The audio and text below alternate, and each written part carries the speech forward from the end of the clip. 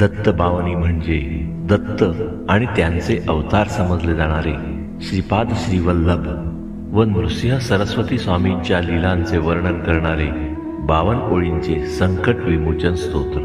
या स्तोत्राची रचना नारेश्वर निवासी संत श्री रंग अवधूत महाराज यांनी केली।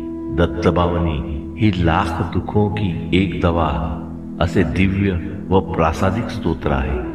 दत्तबावनी स्तोत्राच्या नित्य पठणाने पठणकर्त्याची सर्व दुःख दूर होतात, सर्व आदि व्याधींची निवृत्ती होते। जय योगीश्वर दत्त दयाळ, तुझ एक जगती प्रतिपाळ। अत्र नुसये करुणी निमित्त, प्रकटसी जगतास्तव निश्चित।